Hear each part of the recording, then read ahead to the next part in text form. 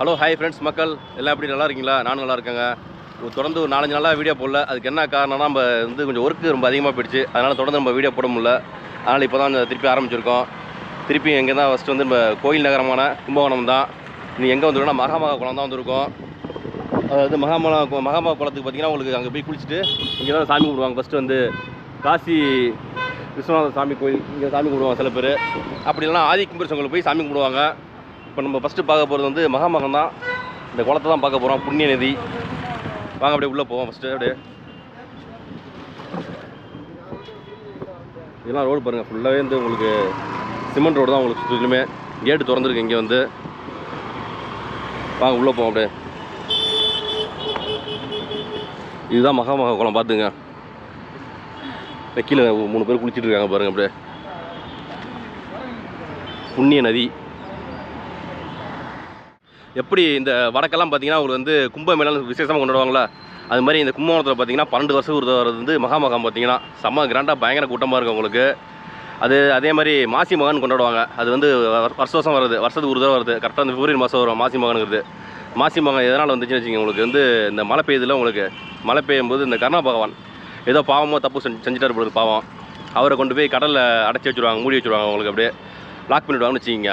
அப்போ சிவபெருமான் தான் அந்த செஞ்ச பாவத்தெல்லாம் போக்கி அவருக்கு வரம் கொடுத்தாரு. மீண்டும் வா அப்படின்ட்டு கருணாபானை வர வச்சார். அவர் பாவம் பார்த்தீங்கன்னா அவர் நிலமை வெயில் அடித்தாலும் அவரை தான் திட்டுறோம், மழை பெஞ்சாலும் ஐயோ சாமி என்னப்பா இப்படி மழை பெய்யுன்னு அவரை திட்டுறோம். பார்த்தீங்கன்னா அந்தளவுக்கு மோசமாக இருக்குது அவர் நிலமை. பாவம் அவரே என்ன பாவம் செஞ்சான்னு தெரியல. சிவபெருமான் உள்ளே போட்டுட்டார்.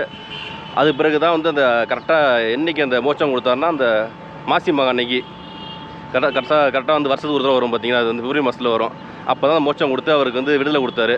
அப்போ தான் மட்டும் அந்த செஞ்ச பாவத்தை போக்குனதுக்கு மற்ற எல்லாருமே அந்த பாவத்தை போக்குனதுக்காக தான் மாசி மகத்து அன்றைக்கி இந்த நீர் புண்ணியமாக உங்களுக்கு பார்த்தீங்கன்னா.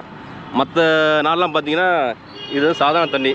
மாசி மகம் அப்போ பார்த்தீங்கன்னா ரொம்ப ஒரு புண்ணியமான தண்ணின்பாங்க. நிறைய பேர் அவ்வளோ பேர் கூட்டமாக இங்கே குளிச்சுட்டு போவாங்க. அது மட்டும் இல்லாமல் இப்போ நிறைய பேர் பார்த்தீங்கன்னா உங்களுக்கு டூரிஸ்ட் வரவங்களும் ஒரு தண்ணி பாட்டில் எடுத்துகிட்டு போயிடுவாங்க தண்ணியை உங்களுக்கு.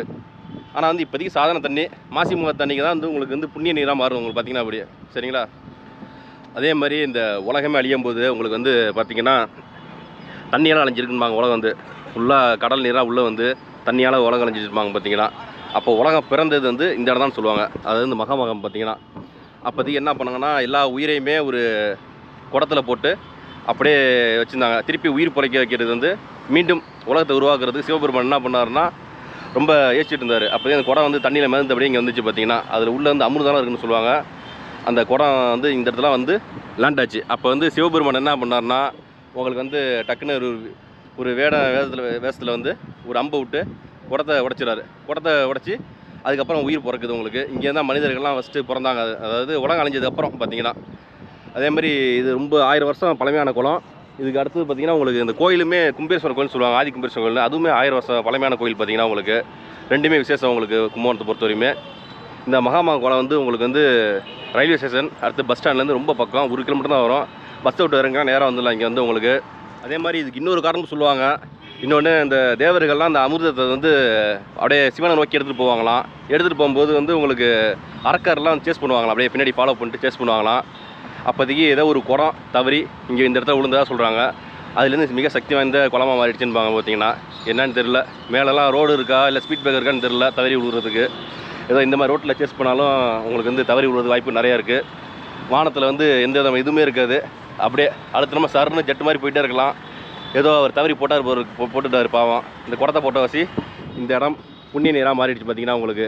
அப்படியே அதே மாதிரி உங்களுக்கு புண்ணிய நதின்னு சொல்லுவாங்களா உங்களுக்கு. கங்கா, யமுனா, காவேரி, கோதாவரி, அடுத்தது தாமிரபரணி அது உண்டு. அதே மாதிரி ஒரு 9 நதிகள் இருக்குது. 9மே புண்ணிய நதி தான் உங்களுக்கு. எல்லாமே கடலில் போய் கலக்குது நிறைய நதிகள் பார்த்தீங்கன்னா உங்களுக்கு.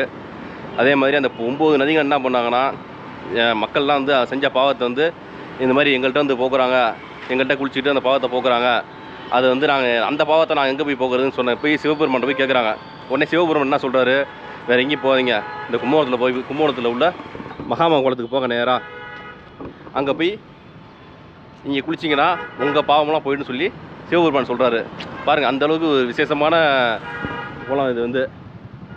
இன்னொன்று சிவபெருமானுக்கும் இந்த குளத்தை தண்ணி எடுத்து போய் தேவர்கள்லாம் அபிஷேகம் பண்ணுவாங்களாம் அப்போதைக்கு சொல்கிறாங்க. நம்ம தான் போய் பார்க்க முடியாது, பார்த்ததும் கிடையாது. சரிங்களா? அது மாதிரி புண்ணிய ஸ்தலம் வந்து ரொம்ப பெருமையோடு சொல்கிறேன் வந்து கண்டிப்பாக. சரிங்களா? அதாவது புண்ணியம் தேடி காசிக்கு போகணும்னு சொல்லுவாங்க, செஞ்ச பாவத்தை போக்க காசிக்கு போகணும், அது மாதிரி எங்கெங்கே சொல்லுவாங்க, ஏதோ சொல்லுவாங்க. அதெல்லாம் தேவையில்லை. நம்ம தமிழ்நாட்டில் ஒரு சிறந்த இடம், அதுதான் இந்த இடம் உங்களுக்கு. அதாவது கடவுளே சொல்கிற புண்ணிய நீர் தான் பார்த்தீங்கன்னா உங்களுக்கு இந்த மகாமகம் குளம் தான் உங்களுக்கு புண்ணிய நீர் வந்து உங்களுக்கு உண்மையிலே மனிதர்கள் செஞ்ச பாவம் அனைத்தையும் போக்கும். அதனால் எல்லோரும் தைரியமாக பாவம் செய்யுங்க அப்படி சொல்ல வரல. சரிங்களா? ஏதோ நம்மளை தெரியாமல் செய்கிற பாவத்தை தெரியாமல் போக்கிக்க வேண்டியது மாதிரி. சரிங்களா? அதேமாரி நாங்களாம் லோக்கலில் இருக்கோம். என்னென்னு பார்த்தீங்கன்னு வச்சுங்க, ஃபஸ்ட்டு வந்து நாங்களாம் வந்து இது வந்து மகாமக குளம் தான் எல்லாருமே சொல்லுவாங்க. நாங்கள் பார்த்தீங்கன்னா மாமா குளம்னு சொல்லுவோம். மாமா குளம் அது மாதிரி சொல்லுவோம் பார்த்தீங்கன்னா. ஏன்னா அது சொல்லி இந்த பழக்கமாகிடுச்சு அப்படியே வந்து கொஞ்சம் அது மக்களோட இயல்பு, அது ஒன்றும் பண்ணவே முடியாது. பார்த்தீங்கன்னா மிகப்பெரிய விசேஷம் பார்த்தீங்கன்னா 12 வருஷத்துக்கு ஒரு தடவை வரும் பார்த்தீங்கன்னா இந்த மகாமகம்ன்ட்டு பெரிய மகாமகம். அது வந்து பயங்கர கூட்டமாக இருக்கும். ஃபுல்லாக பார்த்தீங்கன்னா ஹெவி கூட்டமாக இருக்கும். பல லட்சம் மக்கள் உலகெங்கும் உள்ள மக்கள் வந்து இங்கே வந்து சாமி கும்பிட்டு போவாங்க. சாமி கும்பிட்டு அது வந்து ஃபஸ்ட்டு குளிச்சுட்டு ஃபஸ்ட்டு இந்த மகாமகத்தில் வந்து குளிச்சுட்டு அடுத்தது பொற்றாமரை குளம்னு இருக்குது, அங்கே போய் குளிப்பாங்க. அதுக்கப்புறம் காவேரியில் குளிப்பாங்க. அதுக்கப்புறம் தான் மற்ற இடத்துக்கு போவாங்க பார்த்தீங்கன்னா. அது வாழ்க்கையில் செஞ்ச பாவம் எல்லாமே போய்ட்டுன்னு சொல்லுவாங்க. அதுக்கு வந்து அது உண்மையாக பொய்யான்னு தெரில நமக்கு. இது சுற்றி பார்த்தீங்கன்னா உங்களுக்கு வந்து இது மாதிரி மண்டபம் பார்த்தீங்கன்னா தெரியுதா மண்டபம், இது மாதிரி 16 மண்டபம் இருக்கும் பார்த்தீங்கன்னா சுற்றிலுமே உங்களுக்கு. இந்த தண்ணியெல்லாம் குறைச்சிடுவாங்க மகத்தப்போ, பெரிய மகப்போ தண்ணி குறைச்சிடுவாங்க. கிட்டத்தட்ட ஒரு 21 கிணறு இருக்கும். அதில் ஒவ்வொரு கிணறுக்குமே வந்து பேர் உண்டு, ஒவ்வொரு கிணறுக்குமே ஒரு தீர்த்தம் உண்டு, பேர் உண்டு. சிவனோட பேர் வரும் பார்த்தீங்கன்னா. அது வந்து தீர்த்தம் உண்டு, எல்லாமே உண்டு. அதில் வந்து பார்த்தீங்கன்னா அதில் தெளிப்பாங்க, தீர்த்தம் தெளிப்பாங்க அப்போதைக்கு. அதில் இந்த தீர்த்தம் வந்து மேற்பட்டுச்சுன்னா செஞ்ச பாவெல்லாம் போயிடும்பாங்க. அது மாதிரி தான் உங்களுக்கு இதுக்கான மிகப்பெரிய வரலாறு தான் உங்களுக்கு. இங்கே பாருங்க, ஒருத்தர் மீன் பிடிக்க வராங்க. அப்படிங்க என்ன மீன் மாட்டும் இதுலங்க? என்னங்க கெண்டையா? கெண்டை மீன் மாட்டுமா? அதாவது மக்கள் ஃப்ரெண்ட்ஸ், இது என்னன்னா உங்களுக்கு வந்து மாசிமகம், பெரிய மாசிமகம்னு சொல்லுவாங்களா உங்களுக்கு 12 வருஷம். அப்போ மட்டும் தான் இது புனித நீர். அதுக்கப்புறம் பார்த்தீங்கன்னா உங்களுக்கு வந்து சாதாரண தண்ணி தான் உங்களுக்கு. இங்கே பார்த்தீங்கன்னா துணி துவைக்கிறது, குளிக்கிறது, வண்டி கழுவுறது, கார் கழுவுறது, கார் டயர் கழுவுறது, அது மாதிரி ஒவ்வொருத்தரும் அவங்க சொந்த வேலையை பார்க்க ஆரம்பிச்சிடுவாங்க பார்த்தீங்கன்னா. அடுத்தது சுற்றிலையுமே பார்த்தீங்கன்னா உங்களுக்கு எல்லாமே கமர்ஷியல் ஆகிடுச்சு ஃபுல்லாகவே.